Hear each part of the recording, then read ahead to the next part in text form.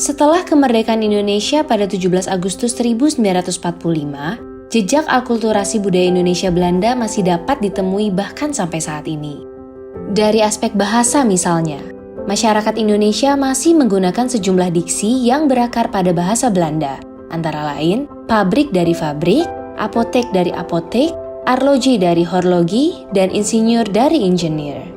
Selain itu, interaksi antara masyarakat Nusantara dan Belanda juga menciptakan gaya bahasa baru, yaitu bahasa Pecok. Bahasa Pecok adalah bahasa Belanda berlafal Melayu atau Jawa dengan penyimpangan kaidah dari tata bahasa Belanda. Dengan kata lain, bahasa Pecok adalah bahasa plesetan bahasa Belanda. Bahasa Pecok pertama kali digunakan oleh anak-anak pegawai VOC yang diasuh oleh pembantu pribumi dan wanita pribumi yang kesehariannya menggunakan bahasa Melayu. Perkawinan campur antara pria Belanda dan perempuan pribumi yang disebut nyai juga berperan dalam penyebaran bahasa Pecok. Para nyai yang tidak punya kemampuan berbahasa Belanda menggunakan bahasa campuran bahasa Jawa dan Belanda dalam keseharian mereka. Kebiasaan itu kemudian turun kepada anak-anak mereka karena anak-anak Indo ini banyak menghabiskan waktu dengan ibu. Bahasa Pecok semakin berkembang di kalangan anak-anak Indo-Eropa yang dominan menuturkan bahasa Melayu Betawi dibandingkan bahasa Belanda. Meski berkembang, bahasa Pecok tidak digunakan pada forum resmi orang Belanda maupun pribumi. Meski begitu, bahasa Pecok memberikan pengaruh dalam aspek sosial budaya, misalnya dalam bentuk karya sastra, puisi, pantun, dan lagu anak-anak. Salah satu karya sastra yang menggunakan bahasa Pecok adalah novel karya Charlie Robinson berjudul Pikerans van een Strijdlijper. Penggunaan bahasa Pecok meredup manakala Jepang mulai menduduki Indonesia pada 1942.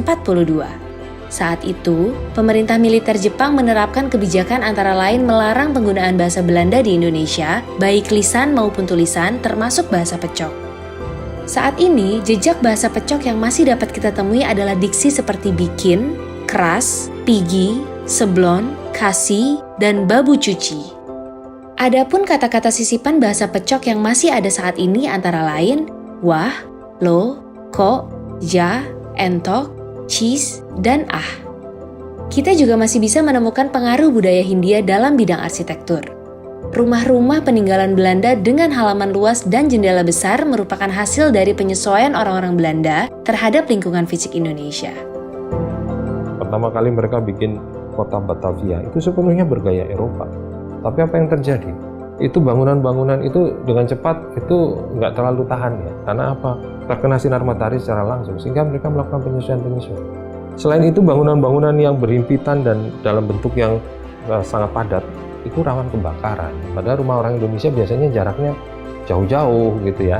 Sehingga akhirnya mereka melakukan penyesuaian-penyesuaian. Mereka memindahkan rumah-rumah mereka keluar tembok kota, melandaikan atapnya gitu ya, dan kemudian membuat jendela rumahnya menjadi besar-besar gitu ya, hal yang mungkin tidak terlalu mereka perlukan di Eropa karena udara dingin ya. Tapi di Indonesia karena udara cuaca yang panas itu menyebabkan mereka perlu sirkulasi udara. Nah, gaya bangunan arsitektur Indis inilah yang berkembang di wilayah di sekitar kota Batavia yang disebut Omelandeng, yang kemudian menjadi salah satu warisan dari budaya Indis yang sampai hari ini kita adopsi dalam rumah-rumah Indonesia yang dibangun dengan gaya modern itu ya. Sebetulnya ini adalah salah satu dampak dari pengaruh Indis.